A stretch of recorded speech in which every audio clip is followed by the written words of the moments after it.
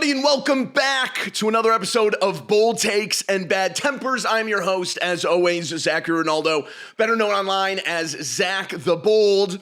And yep, we have another delayed episode, which is just awesome and totally planned for. For those of you who don't follow me on Instagram, you would have no idea that I had another just terrible experience flying again.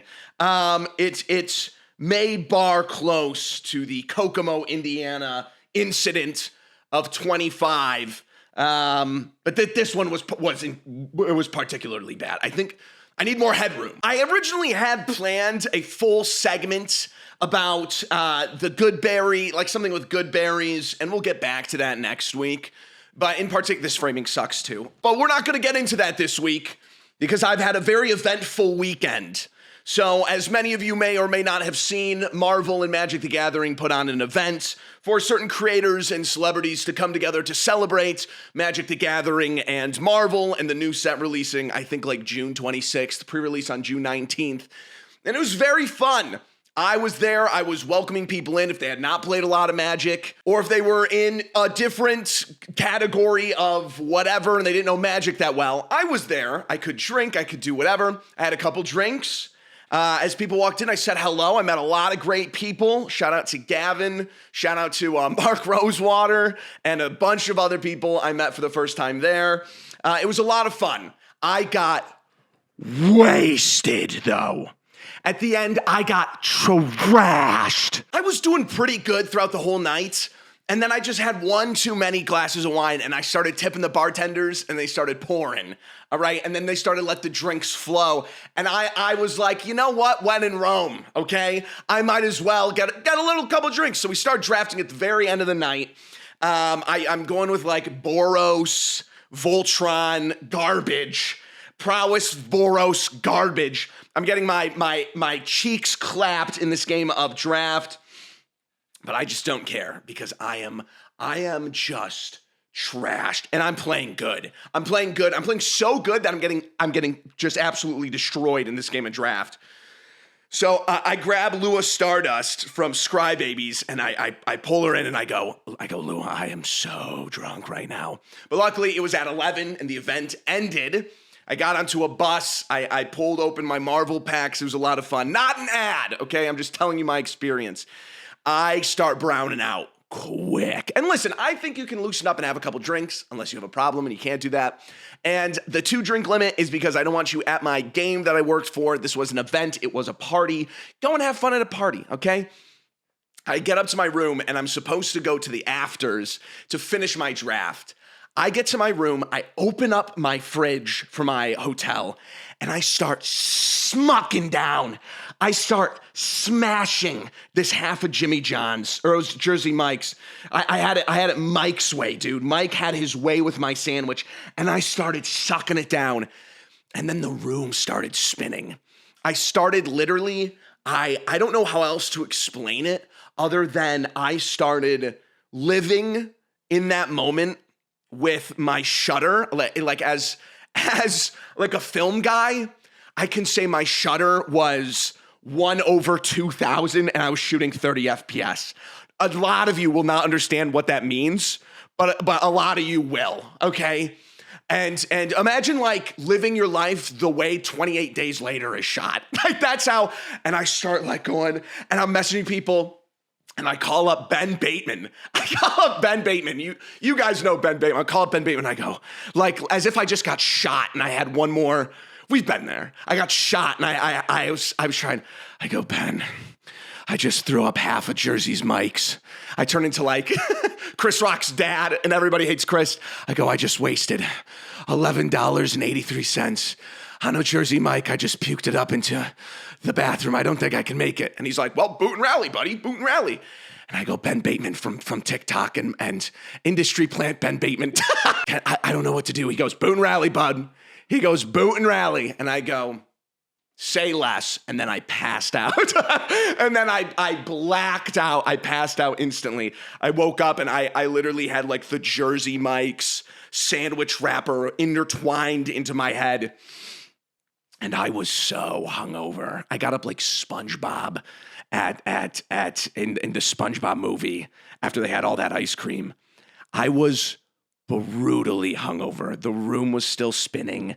I was so dehydrated, and I had to leave for my flight in about 2 hours.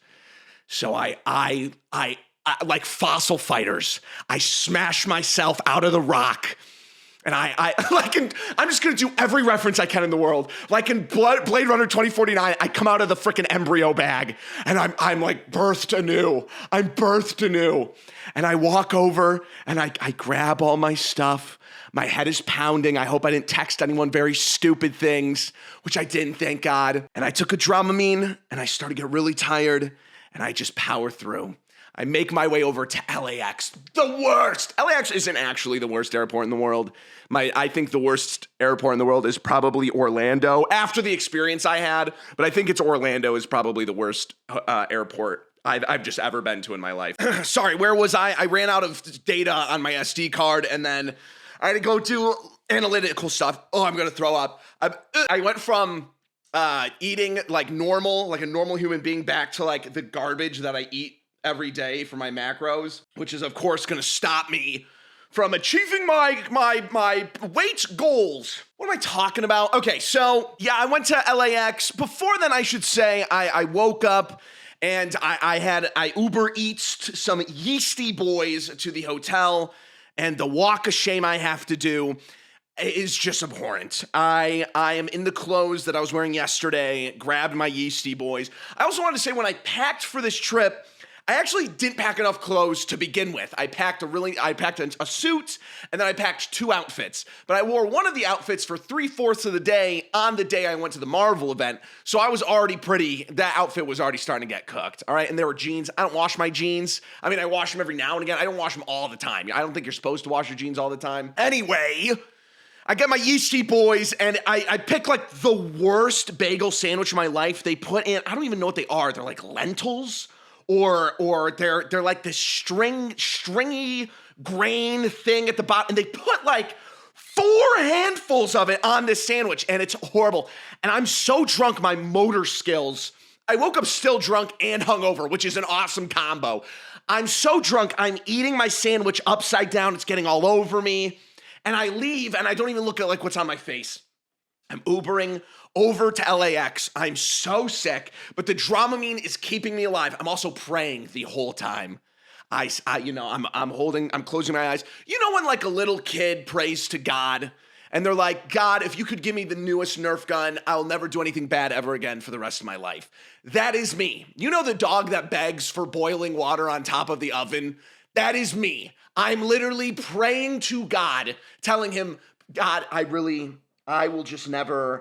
go back. I will be more Reddit Chungus. I will be a kinder person if you just make it so I don't throw up in this Uber right now. Get to LAX. I get settled in. No problems. I'm dying. I get on my flight, and I fly straight to the Dallas-Fort Worth airport. Get my bags. I didn't check any bags. First time I've ever flown not checking a bag, by the way. Hanging out. I have an hour layover, and then I go from Denver back to, Grand Rapids.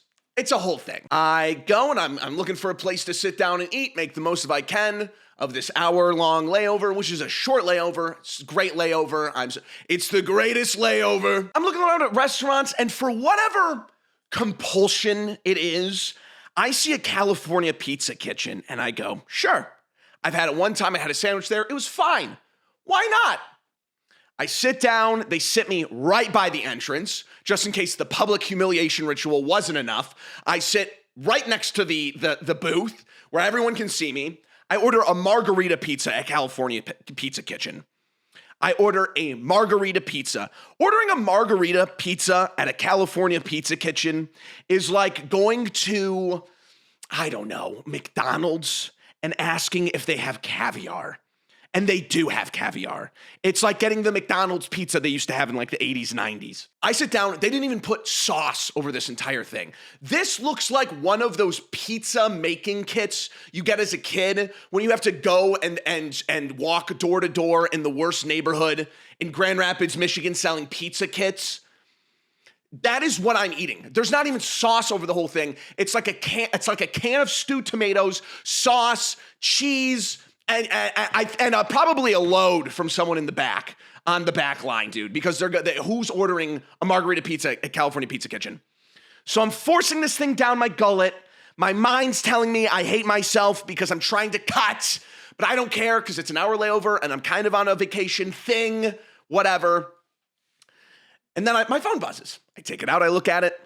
No delay, no warning, no nothing. It says your flight from Dallas-Fort Worth to Grand Rapids has been canceled. And I am half a bite in, 3/4 through this awful pizza, and I'm just staring at my phone. Never in my life have I had a flight canceled. I fly a lot. It's never happened once. And typically, I think a delay is first, and then the flight's canceled. This was canceled right off the bat.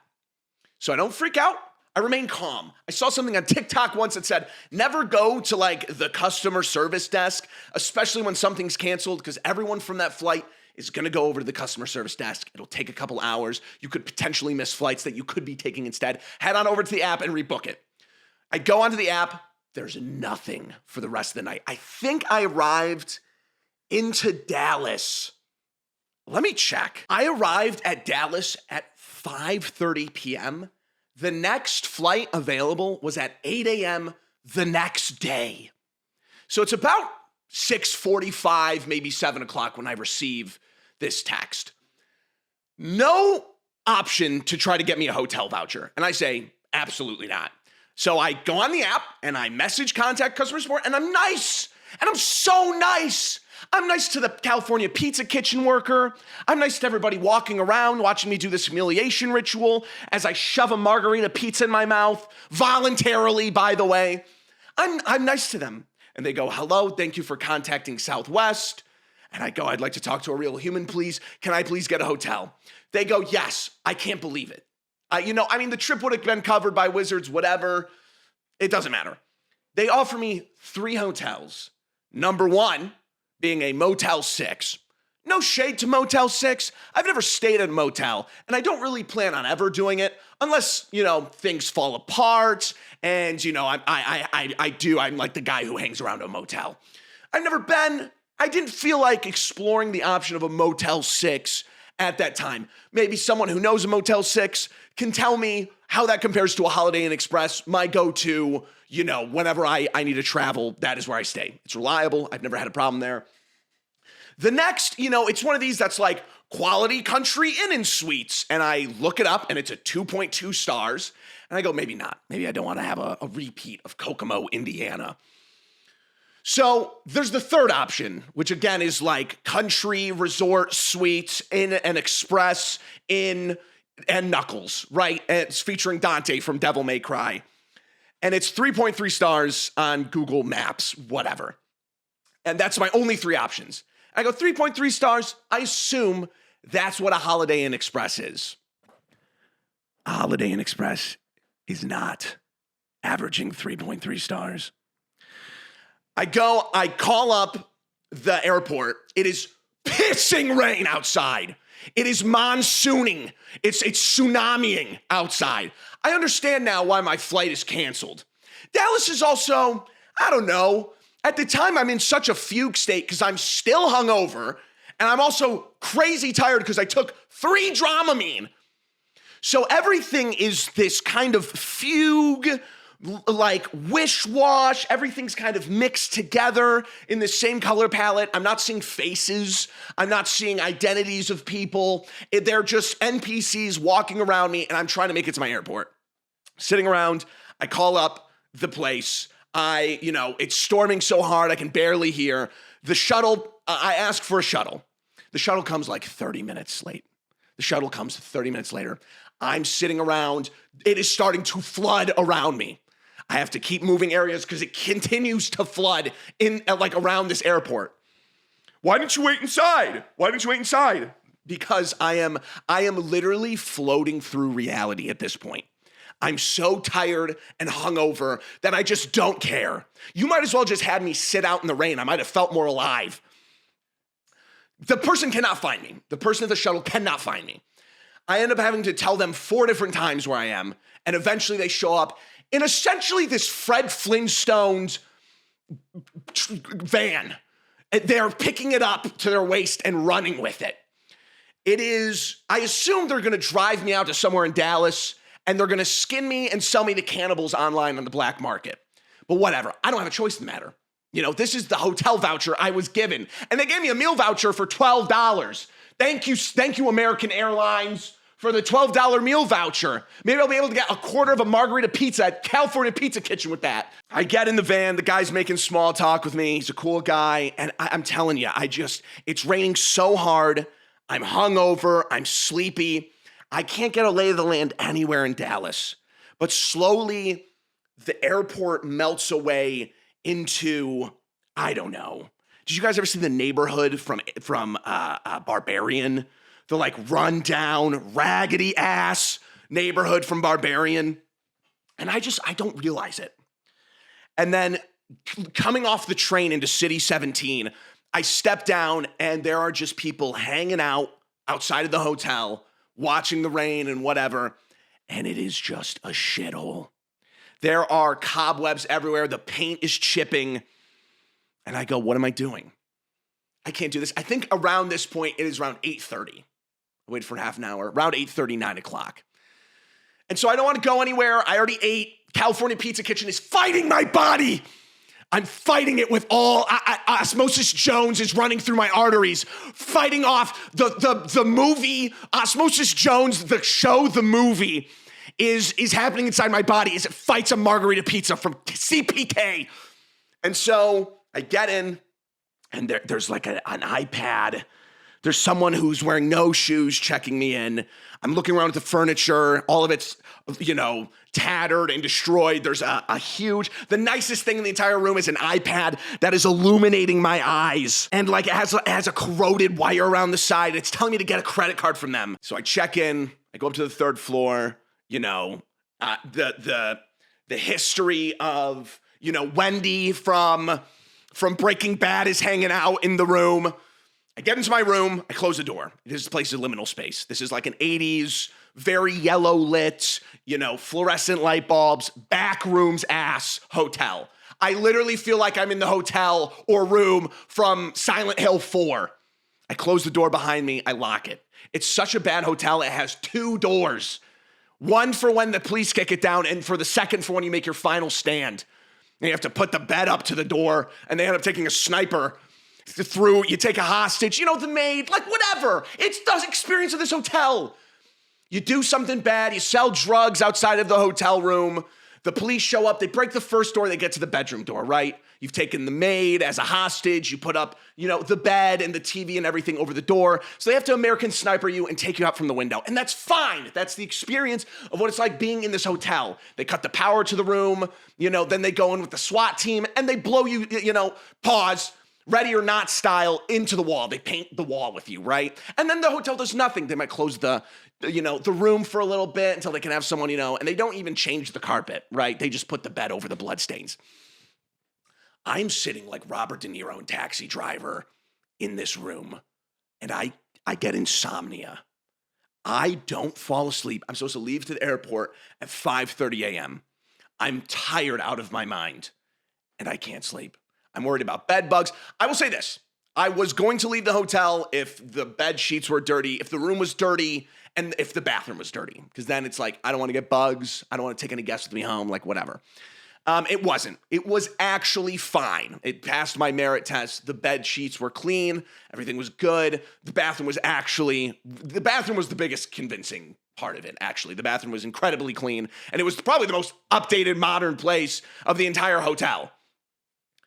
I am in my boxers and a white t-shirt staring outside a window into Dallas. And there's like gunshots and sirens going off and whatever. And I am just staring. I think I did that for 3 hours. Of course, I'd occasionally stop and try to sleep. Couldn't do it. Woke up. And then I get sleep paralysis. It's about 2 a.m. and my body soft locks itself. I'm the purple man from FNAF. I get spring locked and I get sleep paralysis. And so I can't fall asleep. I think I finally enter REM at about 3:30 at night, in the morning, 3:30 in the morning. My flight leaves. I think we board at, 7:30, whatever. I'm going to leave to get to the airport at 5:30. My alarm goes off. I wake up. I'm still a little hungover. That's how brutal it was. I'm still a little hungover. Get all my things together. I say bye to, the entity from the back rooms that's walking around in here. Close it. Whatever. I head to the airport. I get to the airport and it is packed. American Airlines canceled 130 plus flights from that night to the morning. And people will be like, well, they can't control the weather, Zach. Well, they can't control the weather. Why is it every single competitor of that airline was able to have 20 cancellations that night into the morning? 130. So I'm hanging around this packed airport. Where do I go for breakfast? Guys, I'm serious. I want you to put me down like a dog. I go to TGI Fridays for breakfast. And I get like a breakfast sandwich. And it's probably made with someone's feet in the back of the place. It tastes terrible. And then I go, if someone sees me here, I could end up on TMZ. I cash out, whatever. I go to sit. We're 20 minutes to boarding. I get a text, your flight's canceled. Your flight's canceled. I hear an audible moan from everybody in that room. A mom, a single mother of 2 kids in front of me, starts bawling her eyes out. What am I supposed to do? It's like Iran's proxy network. If I yell at the customer agent, they're going to say it's my boss. I yell at the boss, it's their boss. I yell at the CEO, it's the shareholders. I yell at the shareholders, they shoot me with a gun. And so I'm sitting there, and I just have to take it. I'm getting pounded by American Airlines, and I have to take it. I go, thank you, thank you, thank you. I'm seeing in real time as everyone's lives in this room are altered. I look over at the desk with the help agents and whatever, and it's backed to the 9. So I take a deep breath. I look for lounges inside Dallas. The only one I could find in this airport is only available up to 3 hours before your flight. I don't want to spend any money because this layover, this second canceled flight, which is gone, I was supposed to be there yesterday at like 10 p.m. I'm at 9 a.m. still in the Dallas airport. So I got to figure out what I'm doing. I hop onto the app. The only next flight from American Airlines to Grand Rapids is at 8 p.m. Can we get that through our heads for 5 seconds? I have been at Dallas airport. If it wasn't for the hotel, I would have been there since 5 p.m. the day prior. So I'm sitting in the airport, and the next flight's at 8 p.m. And once I figured out the lounge wasn't an option, I said, screw it. I'm going to go. And I did. You know what I did? It's a bad thing to do. I understand it's controversial, whatever. You know what I did? I looked up the nearest Lululemon. I wanted to find the nearest bougie place in Dallas. And you know what I did? I looked up a spa. I never once in my life have ever had a massage by an actual masseuse, but I was so stressed, sleep deprived, and sick. I ate the California Pizza Kitchen margarita of doom and agony. I should have bought an Etsy witch to release the curse from me, a shaman. So my plan is this. I'm going to go and I'm going to get a massage, and then I'm going to head to the nearest game store, and I'm going to play Magic for the next, 5 hours. The nearest spa appointment is at noon, and I head over there. I've never had a massage. I have to bring my bags with me. I'm wearing loose jeans and a Cage the Elephant shirt and a flannel. I look homeless. I have Yeasty Boys bagel on my face. Not really. I took a shower. I go in, and my hair's greasy, and I got all these bags, and I walk in like I'm coming from the Western Front. Like I'm the kid from All Is Quiet. And I go, I pour my heart out to this lady at the front. Everyone around me is in this like Lululemon Fabletics wear. They're tan and hot, and they're ripped, and the girls are bougie, and they got their phones in their lip filler, and I look homeless. And I pay for this, and I'm sitting, literally I can feel myself being recorded with this fisheye lens as I sit with a lilac water, having like a scarf or a towel around me, a heated towel. And this nice lady comes and grabs me, and I tell her straight up, I go, hey, I've been at the Dallas airport for so long, and I really, really need a massage, and I'd never had one before. She goes, don't worry about it. Some people like to get in their underwear. Sometimes they like to go, naked, like whatever. So I opted to go butt-ass naked, and I'm in such a fugue state, I don't think anything about it. And I said, knock 3 times. I want to make sure. I get a little obsessive, compulsive about this stuff. So I'm sitting, I got a great massage. I don't know. I have nothing to compare it to. But the entire time, I just couldn't stop thinking to myself, don't dig your hands in your butt. What the hell am I talking about? The whole time I'm getting this massage, my hands are at my side. And I just can't stop thinking, because I'm in such a weird liminal space inside of Dallas. Don't dig your hands in your butt. I'm not going to. Why do I keep thinking that? I wouldn't just do that. What is wrong with me? Get the massage, I get food, whatever. I head to a lovely, lovely game store called, oh my gosh, I should probably look it up. Collectibles, Cards, and Games. I went to the location, oh my gosh, not the Carlton or whatever. I went there, it was awesome. There was a guy named Zach. I'm sorry, I forgot your other name. I forgot the other name. It was easy to remember the other one. It's my name. And I met this guy named Nick there. He was very cool. And the whole time I looked through binders, and it took 2 hours out of my entire thing, right? I get back to the airport. It's about 5 hours until 8. Little did I know that it was delayed. The flight was delayed until 10. So at this point, I wasn't even getting home until 1 a.m. So I'm sitting around for another 3 hours in the airport. I think it gets around to around 7 o'clock. My flight is canceled. The weather outside is beautiful. It is it looks like the Windows 97 background, the Windows XP background. It is the most beautiful day. Why is my flight canceled? It is the third one at that point. So I call up my manager and I go, I'm just switching airlines. I go on the Southwest app. There's one more flight leaving in like an hour to go, not even to where I need to go, not even to Grand Rapids. It's going to Midway. 3 hours from Grand Rapids.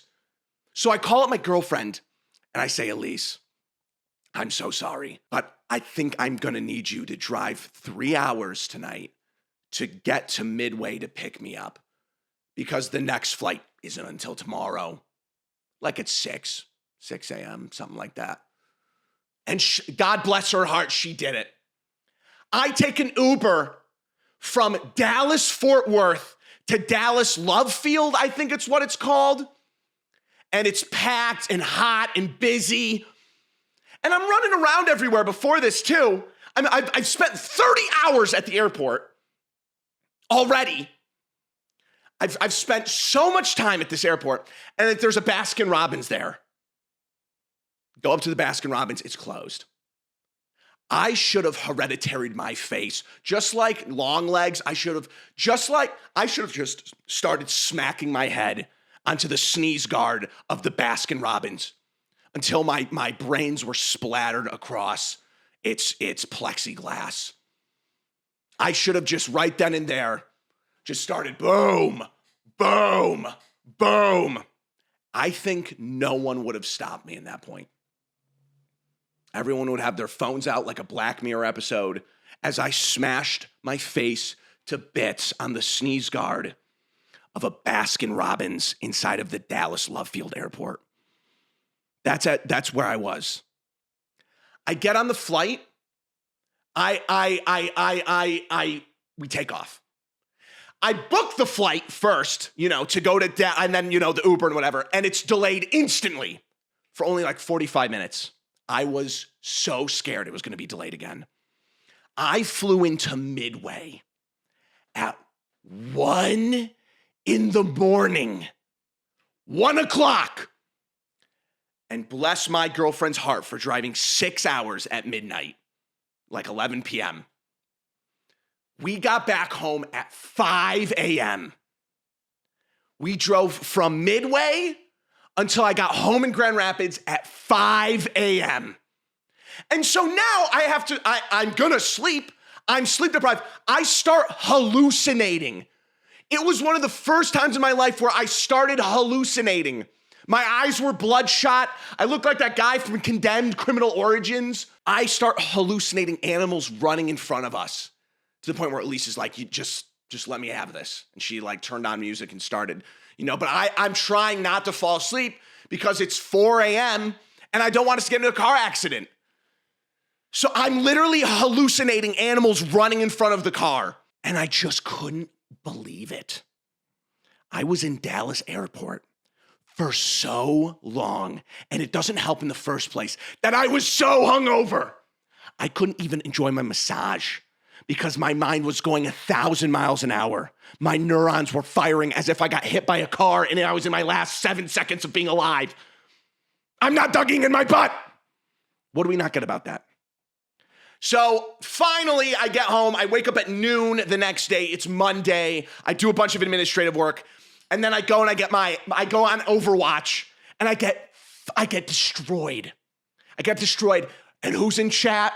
Some guy telling me he loves my corner series. Because Overwatch has this awesome thing where you cannot have streamer mode unless you win 750 games. So that was my weekend. It has completely destroyed my weekly schedule. I'm now recording this at the time it should be going up on Tuesday. So I'm going to edit it. It's a late pod on Tuesday. Whatever. I hate American Airlines. I hate Dallas-Fort Worth Airport. Never again. I am never taking another American flight for the rest of my life. Southwest has never done me dirty. Yes, was it a little immoral that they changed their policy of the 2 bags and the seats, wherever? I don't care anymore. I'm like Ellen DeGeneres. I've reached myself to a certain point of expectation for myself that I just don't care about what is objectively bad and not. As long as it's helping me. It is a miracle I'm alive right now because I didn't just off myself onto a Baskin-Robbins sneeze glass. So that was it. That was my travel delay. That was the Marvel event. It was a lot of fun. It sucked a little bit to be, caught up, whatever. But actually, funny enough, a representative from Wizards emailed me and they said they saw my story and they said, we are so sorry. And I'm not mad at really, the weather. Could they control the weather? It's American Airlines' fault, all right? But it's not anyone, that booked the flight and there wasn't really anyone there to accommodate me because my flights were delayed. I was being strung along this entire journey. So there was at no point could I go there. I could go, in the middle of the day and get the massage and whatever. At that point though, after the second cancellation and kind of knowing American was already backed up 130 flights and seeing how packed my flight was going to be with a huge list of people that were on standby, I should have already at that point started looking at different airline flights. But I didn't realize American Airlines was so bad. By far the worst flight experience I've ever had in my entire life. And it has totally messed up my entire week. I was supposed to record pod yesterday, write up video ideas, and now I'm recording pod now. That's how behind I am because now I have administrative work from backlog that I have to deal with. Oh my gosh. So that's that. This is a D&D advice podcast, by the way. Whatever. I can announce something, though. I know this is in the middle of the pod, and I've already, whatever. Who knows how much I'm even going to talk. Super thanks are probably going to be 4 hours long. So I did get the green light to talk about this. Age of Umbra is coming up. I don't think this has been talked about anywhere else, but I'm in Age of, not this part, what I'm going to say. Age of Umbra Solo Lands, my Critical Role, the Critical Role miniseries I'm going to be a part of, is a standalone season. There are, of course, references and things that you may not get if you don't watch the first season. But if you want to come in, and this is your first thing ever watching of Critical Role, you do not need to do homework. Age of Umbra Shadowlands, you heard it here first, is a standalone season. It is going to be its own story, and that's all I can say before I ramble on and say stuff that I'm not supposed to. Again, you will get more out of it if you watch the first season, but it is not required. It is not, here is, whatever. It's a standalone season. So I did get the green light to say that, 100%. So if anyone here is watching me from Critical Role, I did get a green light, okay? I'm not just saying this. But if you are, there's not a backlog you need to watch. If you want to watch it leading up to it, great. If not, not required. Perfect. All right. I just realized I haven't even picked questions for the episode yet. I haven't even seen what questions were picked for the episode. All right, I got a fat question here, so hold on to your butts. There's a lot to go over. Hello, Zach. I've been playing in a campaign of Warhammer 40,000 Dark Heresy 2nd Edition, a D100 system. The specificities don't matter aside from it being in 40K, over Roll20 and Discord, and have been having a lot of fun with it. However, due to our party being comprised of very different characters and people, there have been many cases where there's a bunch of friction between the different members of the party. Between our mindless zealot, who only wakes up for combat, that we repeat. Okay, I'm just going to read this how I think. Okay, between our mindless zealot, who only wakes up for combat, that we repeat details, our hardline purist psyker, and a psychic blank administratum worker that despises when things don't go to his plan, and me playing as a guardsman who generally looks out for himself, but follows the order of those above him, especially when stressed. This came to a head recently when the psychic blanket, let's call him Jeff, got extremely upset at me for having a double standard on doing things that hurt or hinder the party, but make sense in character. Previously, that's a dangerous thing to say. It's a dangerous thing to say with someone who wants clickbait in their titles. I'm a D&D creator.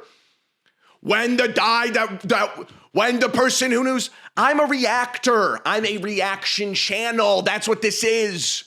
And you're throwing me a bone. This is how I get paid. This is my livelihood. Okay? I watch people go and work for 14 hours a day at their job, putting roofs onto houses, managing fast food, entering numbers into some Excel sheet at their office. Me? I'm waiting for someone to throw me a bone. I want to react to content. I don't want to produce. I want to view and say audibly and not think. Previously, the other three members of the party practically yelled Jeff down from executing a tech. So is his name Jeff? No, Jeff is the psychic blanket. What does that mean? Psychic blank? Oh. Okay, I'm sorry. I am wrong. I am reading this. I read that wrong. A psychic blank, like the Sisterhood of Silence or whatever. I only know this because of in Eisenhorn, Beckwin is one of those. So I think they nullify any psychers in the area. I think. Yeah, they're essentially anti-psychers. I just wanted to make sure. Funny enough, if I did not read Eisenhorn, I'd have no idea what that was talking about in the first place. So they recently had this psychic blanket. I keep saying blanket.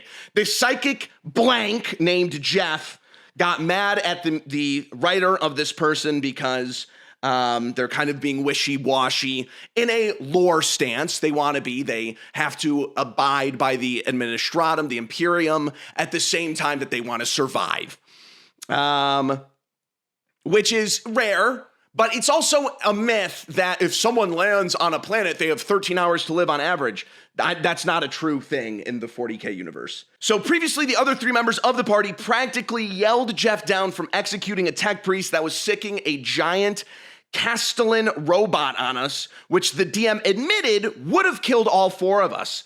Had we not convinced the tech priest to call it off, had the tech priest not, dude, I'm so bad at reading. Had we not convince the tech priest to call it off. In a previous session, after losing my left arm and nearly dying to a demon and being fairly out of it due to some semi-stressful combat and a lot of pressure from an inquisitor and our looming fight against a greater demon, I was ordered by said inquisitor, of whom we don't belong to and are simply being tested by, to send one of our only escape ships back to the planetary governor's space station, of which I did. Jeff was and is still upset with me, but was distracted by other things he had to deal with. Our psyker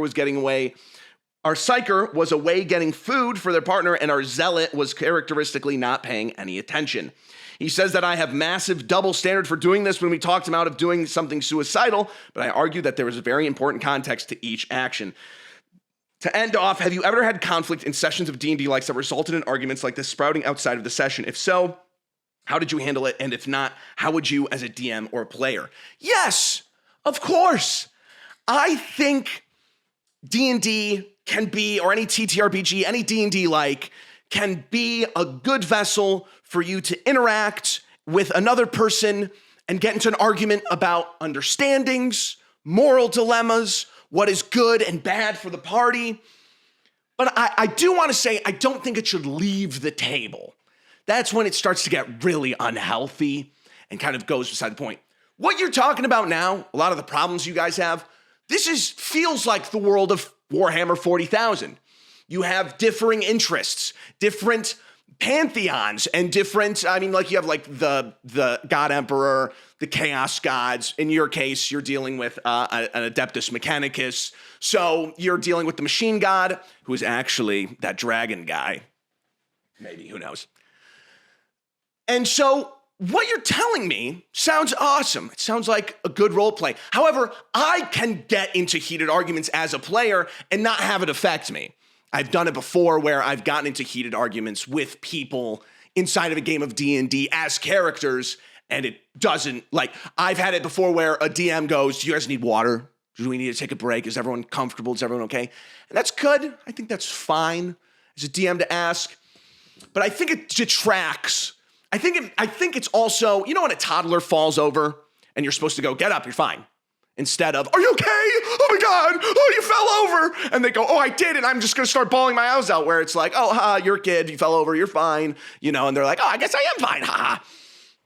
And so I think if you, as a DM, say, is everyone okay? Do we need to take a break? Which is fine and healthy and safe. But I think it incentivizes people to reconsider what just happened and goes, wait, no, I am mad about that. I do need to take a break and drink water because I'm pissed off about it. When if an argument happened in the world of Warhammer 40K of what you're saying, yeah, you're going to have differing ideas on what to do.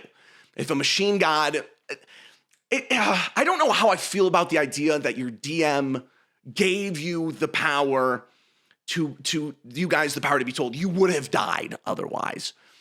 Maybe I need more context. Maybe I need to feel out the room a little bit more in that situation. But now it does seem that whatever idea this psychic blank had, or whatever they were thinking at the time, is completely nullified because they know now on the other side, that they have, I almost just said a Mistborn spoiler, so I stopped myself, that on the other side, it led to death no matter what. Instead of, being able to have that discourse between two people of, well, this could have happened if we didn't kill him, right? But now they can't say that because your DM has confirmed, actually, the reality is you guys would have died. And maybe it's objectively true. There's no other argument that can be made that you guys would not have died in that situation. And that's fine. But it's one of those things where, in like Blade Runner, is Harrison Ford a synth or is he not? And I don't think the director ever should have said whether or not he was.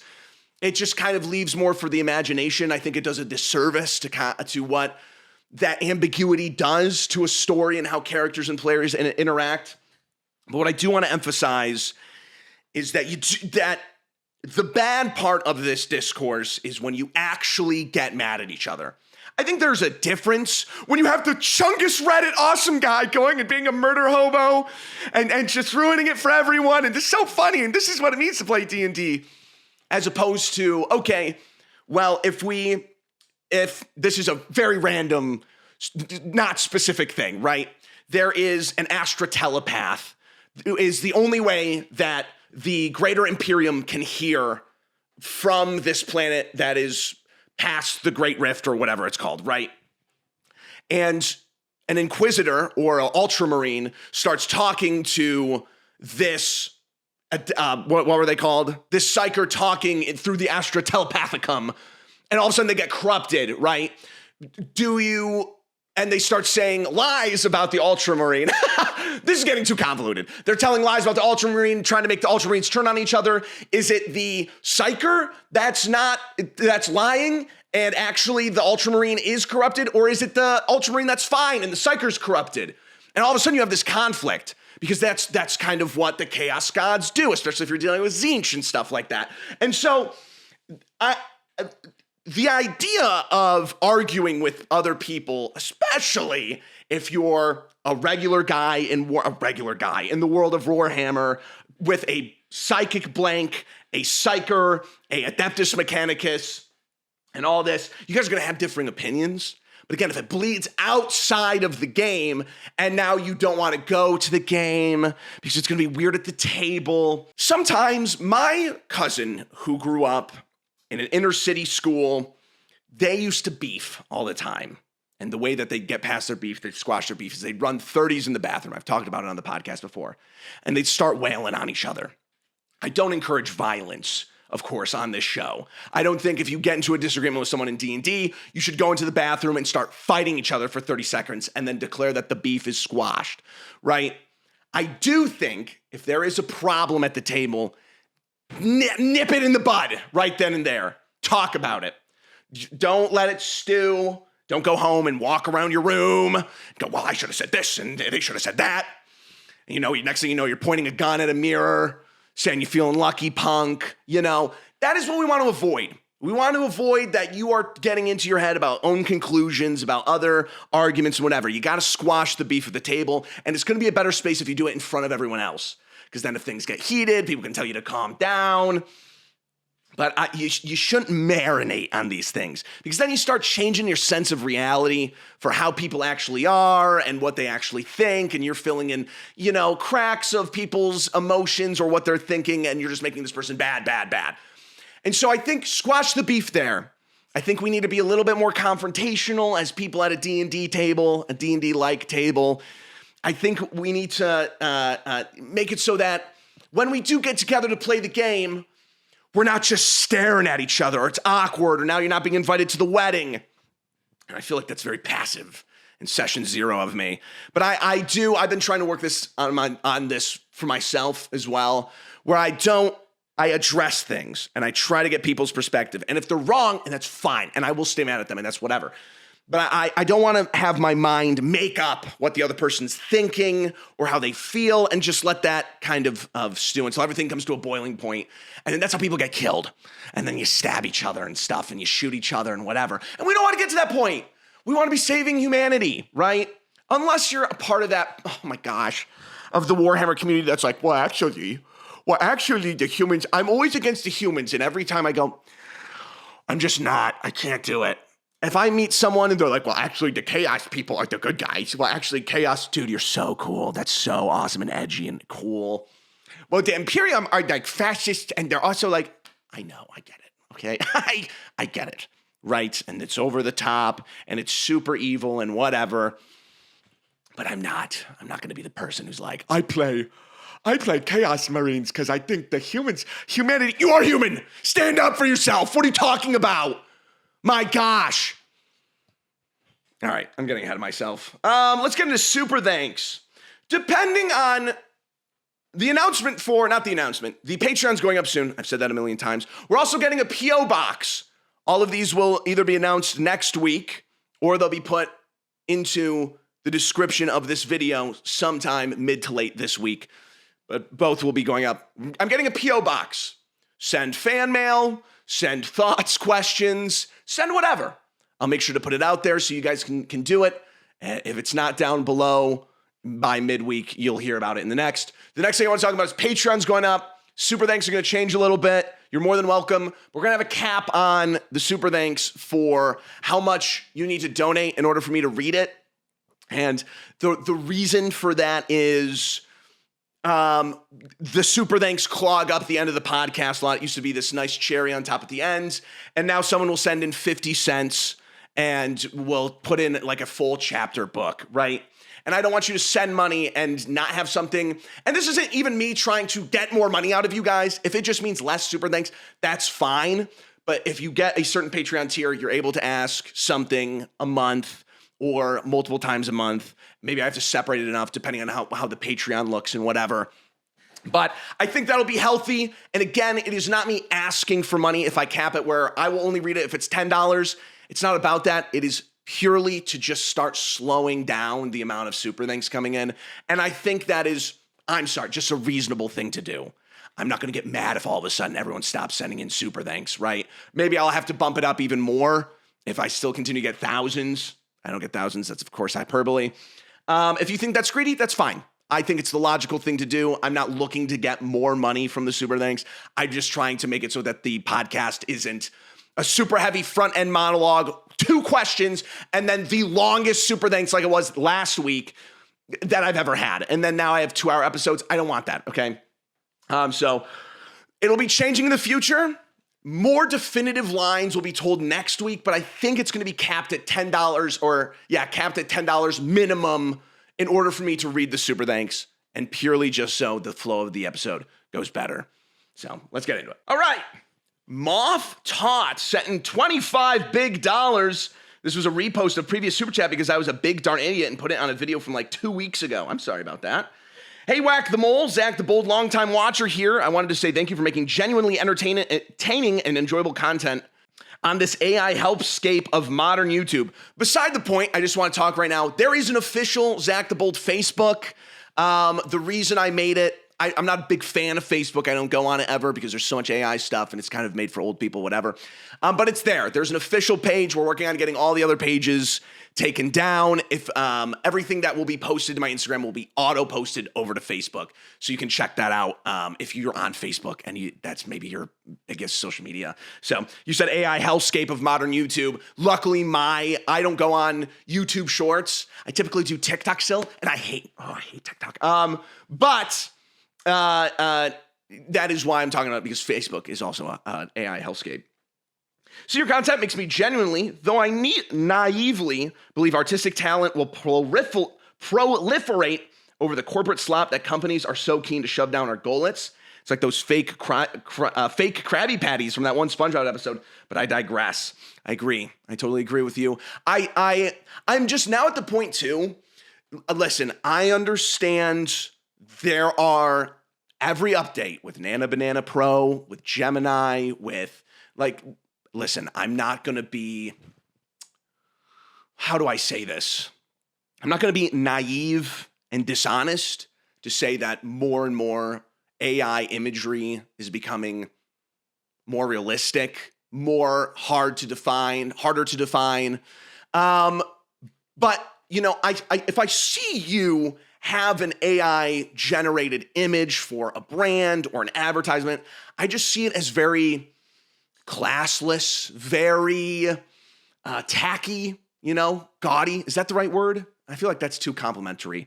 But I hope, there's a certain level, you'll talk to your uncle on Facebook or something and they're reposting, our nation, and it's not spelled correctly. And there's a dog farting and an eagle shooting a bazooka. And they're reposting it, or your mom's thumbing it up, and there's a minion sucking another minion off from an AI image, and you're yeah. And there's there will always be people that are just fine with that stuff. I think there's a lot of AI in sports and sports culture as well, and marketing in sports. But I think truly, a lot of people just see it as tacky and dishonest in a way. People start to use AI images for their food on the menu. I'd leave in a second. I actually have a question for you. Hypothetically, let's say a group of players fill up a bag of holding with over 2,000 pounds of rubble, zombie corpses, and draconian dust, and a hypothetical DM didn't notice because he just waved wherever they put the stuff in the bag of holding without checking the weight capacity. The players in question have also been preparing to do this for quite some time and ceremoniously name the whole ordeal Operation Green Rocket. Do you think this hypothetical DM was in the right for having the bag of holding instantly explode like a ruined powder barrel and then try to drop its contents 70 feet above the campaign's main bad guy? When they tried to drop its contents 70 feet above the campaign's main bad guy. I'm asking for a friend. Anyway, thanks again, Zach, and don't let the flame die out. Malf Todd, I appreciate the 25 that you sent in, but all because you ask a super thanks and send me some support for the channel does not mean I'll always agree with you. I don't agree with you. This hypothetical. This is a very new wave, clickbaity. Listen, I know I made the video about how Garbunk was actually eating the Necronomicon and whatever, but that's not a good way to play D&D. That's not how this game works. One time I tried to slice someone in half using the water pressure of a bag of holding. I put in how many ever pounds or gallons of water a bag of holding could fit in its space. And I thought if I pinched off the end of the bag of holding so tight and I squeezed it, that it would shoot with such propulsion that it would slice someone in half, killing them instantly. It's just not a fun thing to do. It's silly. It's like a silly concept. It sounds funny in your head, but it is truly stupid to have a main villain die that way, especially if you've been playing on a campaign for a while. If it's a one-shot, maybe. We killed in Adventurers League, we went through the Dragonlance campaign, and the main guy in the Dragonlance campaign is Lord Soth.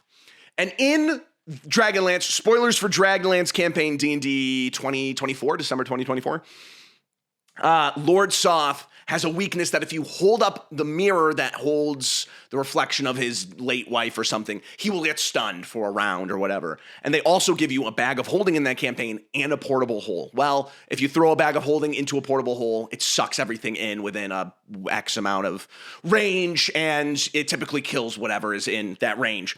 And so what we did is we held up the mirror, we went over to Lord Soth. This was after 3 months, 4 months of playing through this entire module, every Monday, being there every Monday.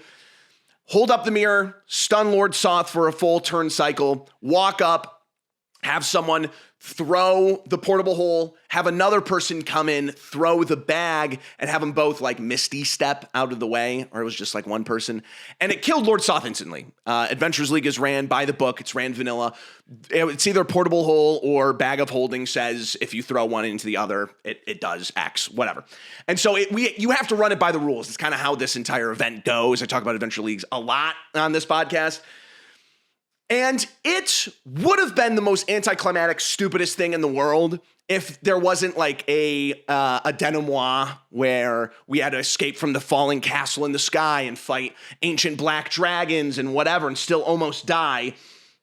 But I understand, especially if you're new to D&D, and maybe you're not, and that's fine, that this silly idea of warping physics with a loose game engine mixed with your DM and what's funny and what you guys want to do, I'm just not about it. I've also been in that situation way too many times. Maybe I'm just a jaded dude who has played D&D way too much. But if my players said they were going to do something like that, it would go one of two ways. I'd either go, guys, no, haha, funny, whatever. Or I'd have it explode instantly. Oh, you want to talk about physics? Let's talk about physics. And just have, so I'm sorry, I disagree. I'm on your DM side, but that's the way she goes, all right? Maybe you guys should have established it in a session 0 that you get together and everything is fine. No, dude, I'm sorry. I would not let that happen at my table. I can't advocate it to happen at yours. Melon Dad 4156 sent in 10 Canadian dollars. Hey, Zach the GOAT, thank you. It's been an honor listening to your podcast since episode 1. I remember being a janitor at an airport and at that time hating my life. Then all of a sudden, boom, my favorite short form creator makes a podcast, and it's all been uphill from there. Now I install road signs and highway crash guards. Your podcast has kept me going every Monday on my drive home from work. P.S. Can you upload at 6 a.m. so I can listen to your podcast on my drive to work? Thanks. P.P.S. I'm planning on playing a Warforged Mage Slayer fighter, General Grievous. Any thoughts on that? Thanks again for your amazing podcast. You're the GOAT, and don't let the flame die out. That's what I like to hear. I follow this guy on Twitter his daughter died from poorly installed railway guards. So good on you. I appreciate that, keeping the world going around. And then everyone hates him because he's like, he saw a flock camera get like snipped, or the copper was stolen out of it or something like that. And so I don't know. I listen, I don't want to say anything, but I think that's cool. Thank you. I'm so glad you've listened for so long. I don't want to say there's no blue collars people listen to this. All right. There's a guy named Redneck MTG on Instagram and TikTok and whatever. And I just hope if I ever do like a like merch where I wouldn't do this, of course, it'd be infringing on copyright. But it'd be like the Marlboro, and it's a magic packs or something instead. I don't know. I don't want to be infringing on his identity that he's the MTG redneck, but who knows? So I appreciate you saying that. Thank you so much, Melon Dad. I hope I keep impressing you. 43 Goth Girl sent in $5. Something, the year something, Dark Cave, something, Corners, episode 4. Hello, See the Saw. Also, happy Pride. I've recently entered the last act of my Lovecraftian D&D campaign with a cyclical narrative. And I was wondering, since you dislike the "and the wheel turns again" trope, how do you feel about stories in which there's a cycle and characters are given the option to continue it or break it when given the understanding of its purpose? Thank you. I've not watched the Age of Umber thing yet. It's not out yet, so don't worry. Very much looking forward to finding time for it. Don't let the flame die out for at least 2 drinks. I think that's better to present it. I think having it outside of the control of people making. Funny enough, I did something similar for my last campaign. It ended a little bit like that, but not really. It was definitely, I went into it being like, the mark my players make will forever be the mark that they made, and Palpatine will never return. Maybe Palpatine adjacent, maybe someone following Palpatine, maybe. Palpatine will never return. I will never do that. That is not my shtick. If you're trying to say something about how the cycles of these things matter and you have a choice in it, like, I don't have a problem with the ending of Dark Souls 1, right? That's kind of the same thing. I think you can present it in such a way that it is interesting. I think Dark Souls 3 is way more interesting because of that decision at the end of Dark Souls 1. So, very cool. Whoopi Cat, 8899 sent in $10. Hey, Fat Folds. First-time caller, long-time listener. Been listening to you since episode 1 of the Chudcast. I got my first big boy paycheck. I wanted to thank you for making so many drives, study sessions, and Space Marine 2 grinds infinitely less boring. I've also introduced your content to my circle. The Boulder Zeitgeist has burrowed into the skulls of each and every one of my friends and fellow party members. We can't go a single session without a mention of stun, acid splash, eating rats, or counting seeds. Our monk was so committed to the Boulder lifestyle that he lunged across the table and gouged the eyes out of our cleric, who unfortunately exceeded the 2-drink limit. Anyways, what I really wanted to say, sincerely thank you for all you do. I'm so hyped for Corners 3. Corners 3 is out. We're talking about Corners 4, and they're spamming us with a ton of Jeff alts. Don't let the flame die out. I don't play Marvel Rivals. I don't. Do I have a big problem with something right now? My biggest hate that I can't stand is a good Wrecking Ball player. Yeah, I don't know. I play Wu Yang, so I'm kind of invincible and the best hero in the entire game. But I appreciate you saying that. Thank you. I thank you for supporting the show with your big, first big boy paycheck.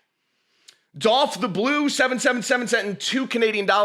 Hey, Zaza the Blazed. I'm going to be real with you. Cooking is fun and cool, and you should feel bad for having a different opinion than me. Please reconsider your choices and stop being so chud-like. Hope we get better take next week. I'm also very strange talking about working out. in what was supposed to be a D&D podcast. The Venn diagram of D&D players and people who work out is probably an atom wide. Love, Boulder number 8192. Edit to the Doom campaign guy. I had an idea for one shot called the Doomgin. Doom plus Dungeon, where everything auto-crits, both the players and monsters. Very fun. Guys, I gotta be real with you.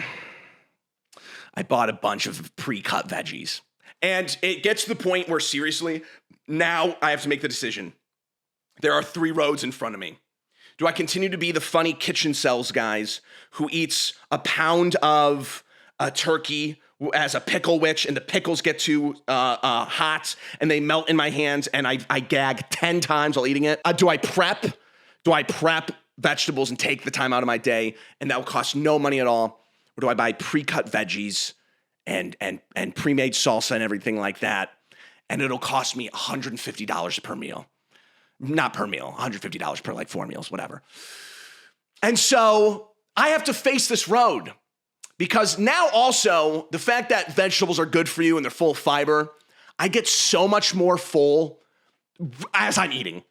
I gagged 3 times today as I'm shoving in. So, I'm not as much as a chud. I'm a chud. But I felt dishonest, because right after that, about 2 days later, I ended up buying veggies because I literally could not eat my turkey. It was like eating rubber. It was legitimately like eating rubber. So I just remembered something. I want to tell a story real quick. I know, guys, I know it's going to be a long episode. I'm playing Overwatch yesterday, hanging out. I get a notification from my security camera that someone is like at my gate for my house. And I'm like, this is weird. I look down, I open up the video, and I go through and I take my headphones out. And this is what happens. A kid, the next door neighbor's kid, leans over and yells into my sunroom where my cat is out watching, one of my cats, and the window's open or whatever. And the cat jumps down and he walks over to his house. I don't know why they were walking across my lawn or whatever. I'm furious. I'm shaking. I'm so mad. How dare some teenager goes on to my property, yells at my cat, and walks back into their house. So I put my pants on. I as you do playing Overwatch, you have pants on. No, I had to change my pants. I had schmutz on them, and I wanted to look official. So I walk over to my neighbor's house, and I show Elise. I show my partner the same thing. I show my girlfriend, and she's like, "Oh my God, do you want me to come with you?" I say, "No, let me handle it." I walk over. Knock, knock, knock, knock, knock. I'm fuming. Knock, knock, knock, knock, knock. Bing, bing, bing. Like a 7-year-old kid comes and like looks out the window. It's clearly not the kid who yelled at my cat.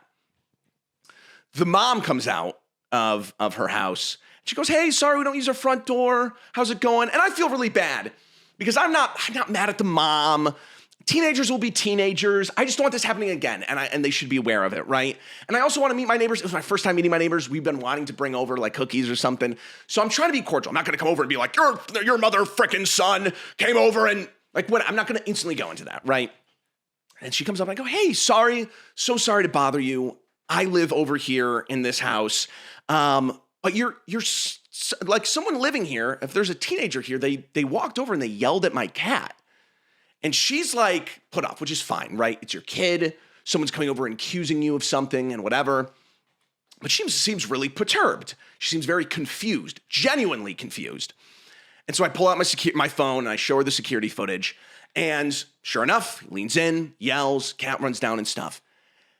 And I'm so serious. She looked so confused.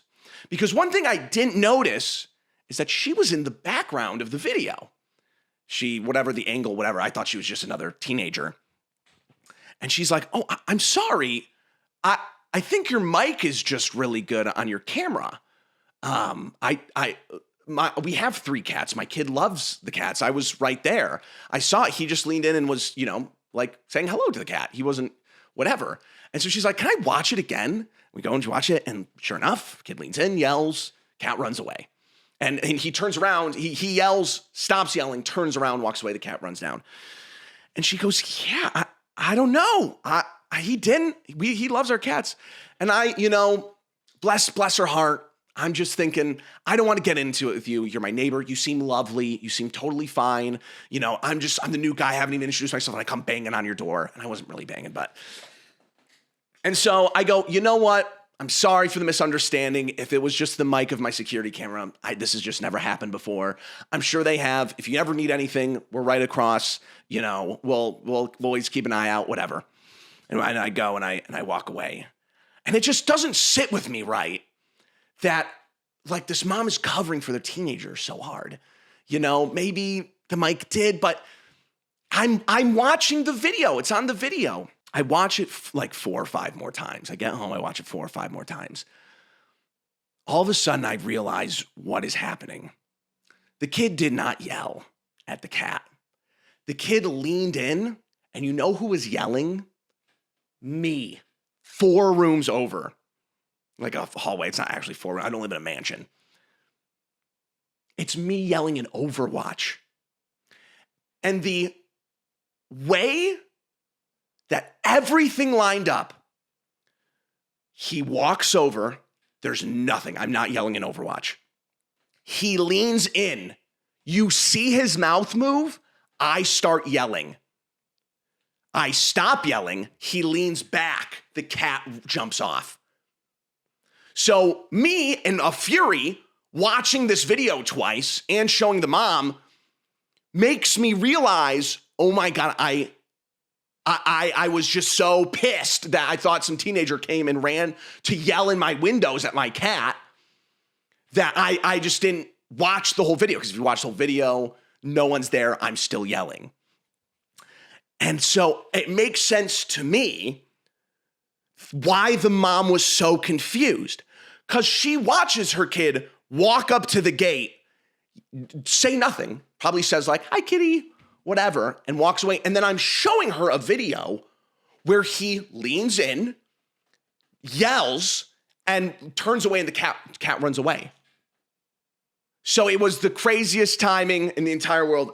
I felt bad, but I also didn't at the same time because it is kind of like the craziest coincidence ever. Like the timing of everything was so spot on and specific. So we're making them cookies. We'll invite them over for the holidays. So, but that blew my mind. This is going to be a long one. All right. Sorry, we're going to keep going. The Slinky Puppet. Did I finish this last guy?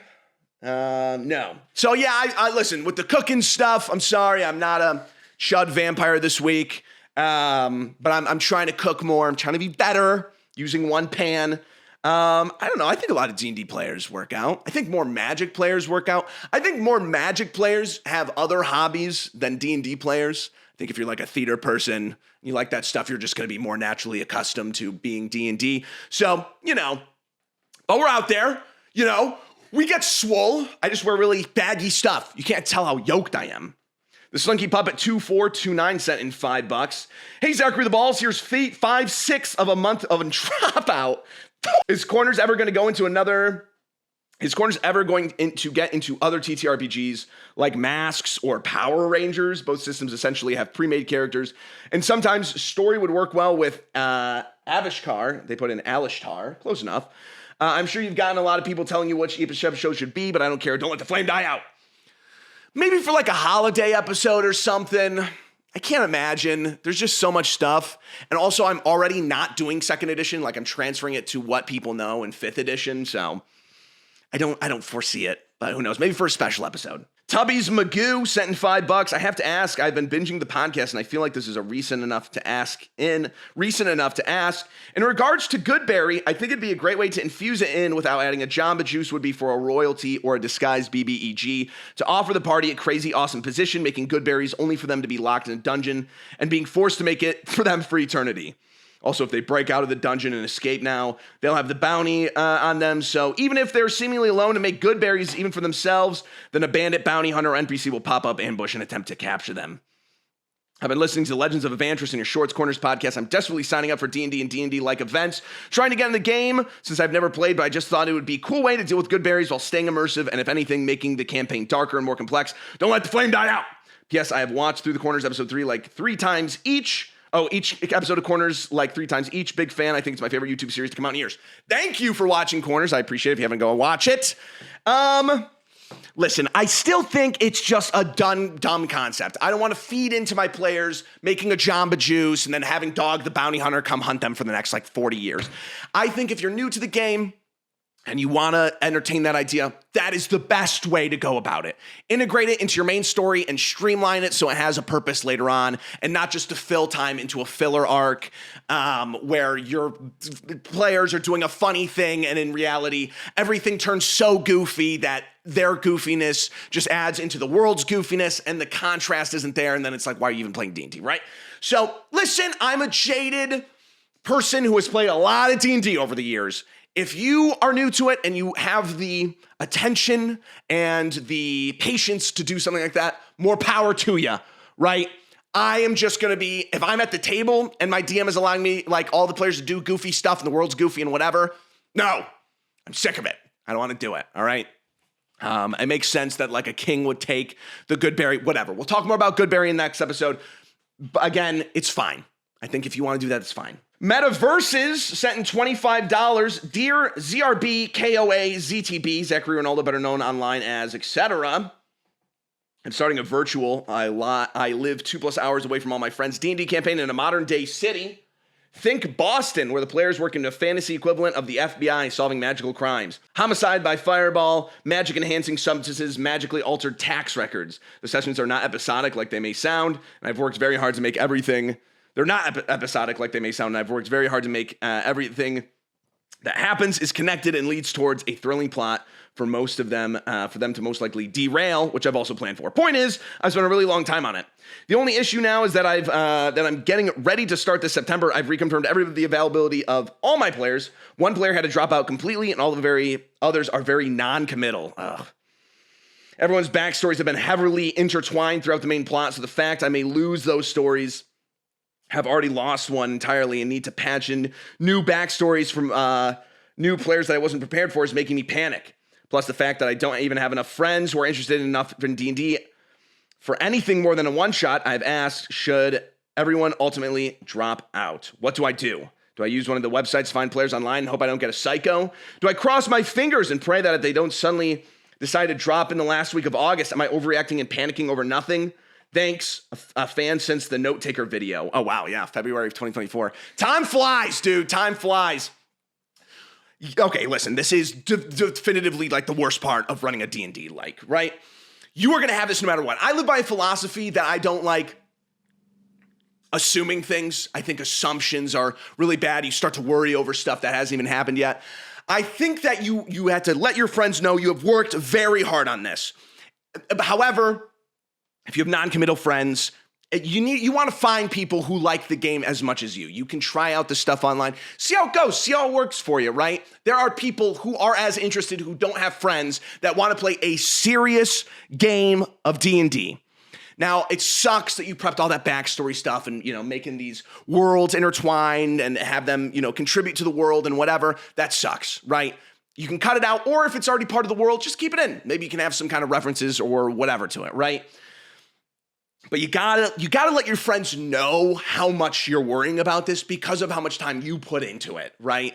And, if you don't have you're 2 hours away from your friends, maybe you moved somewhere else, maybe you don't like the friends that you're hanging out with now, try to make new friends in the area. Try to see, I think everyone loves D&D. I think it's easier to get into D&D than it is Magic the Gathering, objectively. And I think that there are a lot more people that are willing or want to play D&D that you may not even think of, right? Sometimes new players are the best players, and sometimes your best friends are the worst players in the whole world.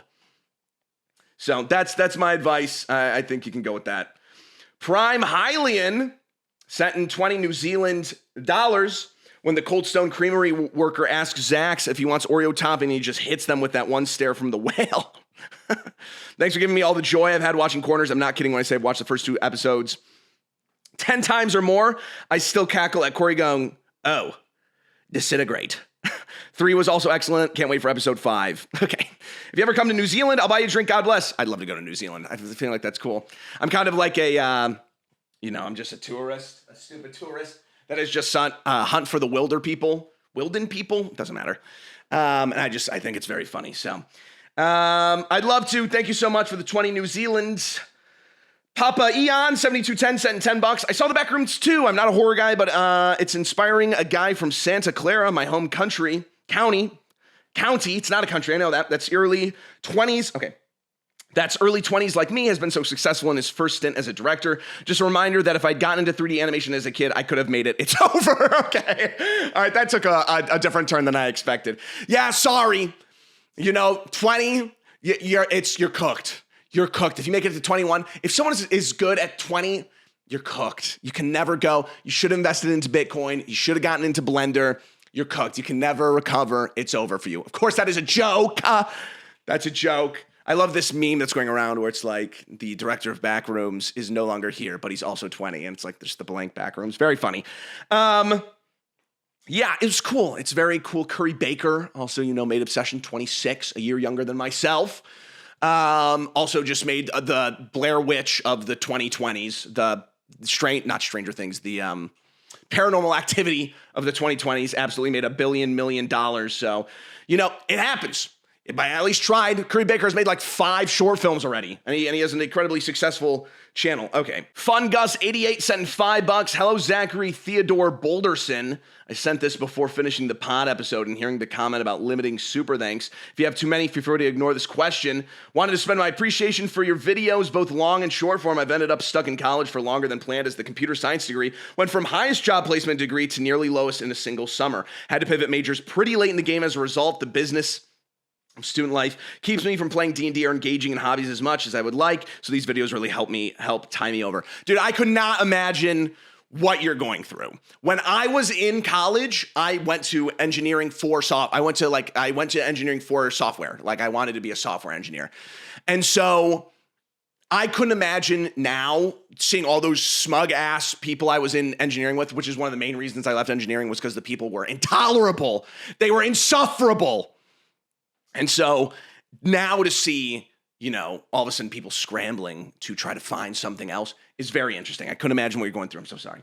Quick question related to lack of time. Of course, over the campaign I am running, the world is supposed to have gotten more and more dangerous, but due to lack of IRL time, I find myself rushing the party from one critical main story event to another, whereas before they used to get jumped by trolls or goblins during travel. As a result, I fear my world now feels safer rather than more hostile, despite story events implying the opposite should be true. Any advice on how to make the dangerous atmosphere in a game without having to spend as much time in combat?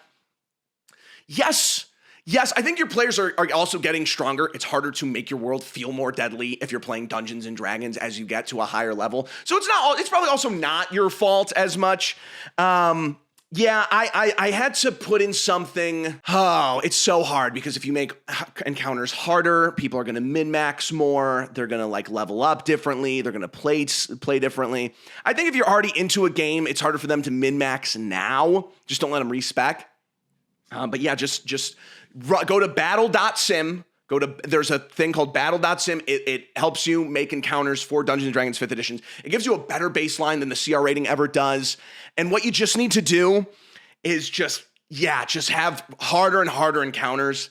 I did a thing where it was kind of like a Negan from The Walking Dead, where the players had to vote on one of them dying. Of course, I added an NPC that they could have had die if they really didn't want one of those guys to die or whatever. They were all knocked out unconscious. They woke up and then one of them had to be sacrificed for whatever. You can do things like that. However, you have to be careful about it because it can feel undeserved. It can feel like a cutscene. It can feel as if it's a forced obligation. But I had the same thing. My world felt too safe. My heroes were kicking ass. I had to show them, there are ways around it. But balancing D&D is hard, again, because if your character dies, they're gone forever unless you revivify or whatnot. So where a world can seem brutal like Dark Souls is a thing where you can die, respawn. It's more about the atmosphere, the setting. You kind of have to be like a mobster in the 90s, 80s, where you go after the family, right? Instead of them, who is weak enough that you can show the world is still brutal. So sometimes it's about world building as well. I'm losing my voice. I can tell this is a long one. TU84Glue sent in $5. Hey, Zach, congrats on finishing Corners episode 3 and for your stint with CR. You're building something very special here, so kudos. I'm sending a bit of pocket change to celebrate the completion of my PhD dissertation. Congratulations, which took about as long as you... Okay. Which took about as long as it took you to make Corners episode 3. I listened to your unhinged rants a lot. God, that is... I know that might be hyperbole, but I'm sure in the span of 6 months, a year, you can get a lot done. And I made one video. I listened to your unhinged rants a lot while writing, and honestly, I'm not sure if it helped me focus like Subway Surfers does for Zoomers, apparently. Regardless, your podcast and videos rock, and your tips or any advice genuinely help me be a better DM. Keep up with the awesome work. I appreciate you. Thank you for watching the long-form content in the podcast, and congratulations again on your PhD. _Ari sent in $5. Hey, noun, the adjective. Just want to say thanks for being one of the few constant enjoyments in my life this past year or so. Finally left my evil line cook job, and I've had good things coming my way for once. Thanks for being there and keep it up. Thank you. I'm glad that you're out of the line cook job. I know that can be brutal. I'm not a cook. I've watched The Bear. I've seen a lot of cooks working in restaurants for my entire life. I could never do it. More props to you guys. It's crazy. Run to Course 711 sent in $5. Hello, it is me again, Mr. Bold, Zach the Bold. I, in fact, did not have a hangover after my 21st birthday, so as per your advice, I will drink literally everything. Boom. Perfect. So expect a call from Make-A-Wish to visit me when I'm... Okay, no. Hold on. When I'm in the hospital, I want you to see the product of your creation as my liver tries to exit my body to attack you. But really, thank you for the recommendation. Have a good week. No, I'm just saying, listen, I'm not saying drink more. I'm saying you can have sugary drinks. There will be a point in your life where you cannot have sugary drinks because you'll be hungover on a flight canceled for 30 hours. Don't drink more. Drink flavorful. Drink your UV blues when your Borgs with thousands of grams of sugar. Drink your crumble cookie beverages with rum chana in it. Dirty D9294 sent in another $5. This episode made me laugh my ass off. Thanks, no problem, Dirty D. Appreciate ya. PHJPEG sent in $20. Hey, Zach, appreciate the podcast and everything else. It's reignited my interest in D&D. My friend started sending me your shorts a couple months ago and eventually timestamps of the podcast. I was hooked, and it's been absolutely hilarious catching up with the podcast with all the frantic rage, life stories, and genuinely good advice. Thanks again. Thank you. I appreciate the big $20. Chase Vader's 20 sent in also $20. Hey man, Doom Dude here again. Thank you so much for the enthusiasm. I love Brutal Doom. It is such an awesome mod. I think apparently I said it a lot in the episode. I can say Brutal Doom as much as I want. You mother. Ooh. I think you should play Eternal Peak game. Yeah, new Doom announced. But if I went Doom 2016, that wouldn't be that far off from Doom Eternal. Thanks so much. No problem. I'm glad you enjoyed my enthusiasm. Ill Dominion sent in $5. When I was in college, my roommate and I somehow put a container in the dishwasher, not noticing there was ground turkey in it, like a full container of ground turkey, at least 1.5 pounds. Oh my gosh, our apartment smelled like rotten turkey meat for 3 months, and we never got the smell of the dishwasher, so we had to chuck it. Did you check the filter? There's a filter for these things. You just threw it out. That's like how coyote urine, you cannot get it out of carpet or something or out of flooring. So people like bad tenants will buy coyote urine online and you just cannot get the smell out. So let me get to this stuff again. Listen, I don't think I'll be able to eat ground turkey again. And I didn't even get it stuck 3 months into my dishwasher. 1.5 pounds. All right, I'm going to say that's the end, but I have one more super thanks. It's a long one. If next week we have a long super thanks that's like this, I probably will not read it, but because I did not give a heads up about the long super thanks, I will read this one, but you can consider the episode done, and this is a little addendum at the end. If it's stupid, I'm going to stop reading it at a moment's notice. Nosnorb98 sent in $2.79 Canadian. I left the village early before anyone could stop me. I needed to do this for myself. I traveled long and I traveled hard, crossing scorching deserts, Arctic tundras, and the densest of jungles. At the peak of the mountain, I saw it.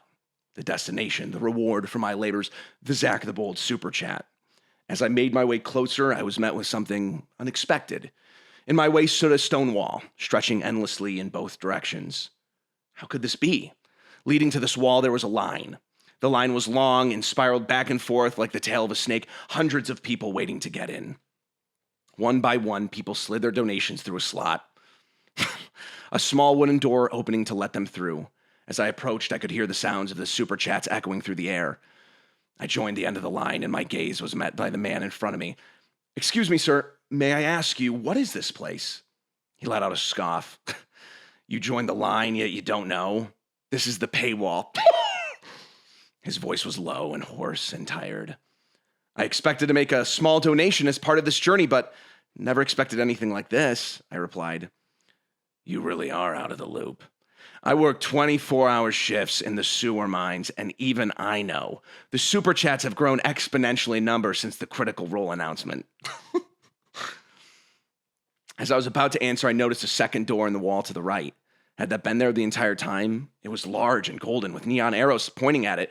Just as the door appeared, a second line was formed. These people looked different. Some wore robes of silk and color. Others were robed and hooded. This golden door opened heavily with a creak, and all those that were waiting were let through instantly. As I turned my head to watch, I noticed the line behind me had already grown more, some 40, 50 more people long. Patrons. The man in front of me spoke without me needing to ask. They are those who pay a monthly tithe. Dude, that is not what I'm going for. Okay, listen here, ass. Okay, I'm not trying to make it so. I'm doubling down. I am like it. I'm paywalling. If you want to talk to me, you got to squalor at my feet. You know Ellen DeGeneres, she's canceled and had to move to the UK, and she was beat to her interns. I am Ellen DeGeneres. I have stand before you as a rat-eating Nosferatu, and who knew the entire time I was Scooby-Dooing you? You take off the rubber mask, I am Ellen DeGeneres. I'm Oprah Winfrey, The Rock. I am the triple A. I am the triple A actors. I am the upper. I'm there, And I look down and I wait beyond the paywall. That's not what I'm doing. I'm trying to make it better. I'm trying to make this podcast better. I watch as the last patron entered. They're allowed to pass through before any of our kind can. Okay. I watched as the last patron entered the door and it closed with a slam behind them. As they entered, I could hear the echoing words change to those of the patrons. I write this letter as I wait for my time, my opportunity to make my donation and pass through the wall. I don't know how much time has passed. Weeks? Months? Some days I feel like many of our kind move through the doors, others none. Although I don't think I'm any closer to the door than the first day I arrived. I wanted to put these words out there to warn others of what may happen to them if they decide to make this journey, if they decide to join our line. Okay. 17 likes on that one. That's awesome. Well, I appreciate it. Now that I am the big bad guy of the big bad evil guy, BBEG, TTRPG. Oh my gosh. That's not the point. It was always optional. All right. You can send it an email. They're free. Just send an email in. Thank you guys for watching. My name is Zachary, and all the better online is Zach the Bold. I hope you had a great week. If you're traveling out of Dallas, don't go there. If you're traveling American Airlines, get a different airline, take a different ticket.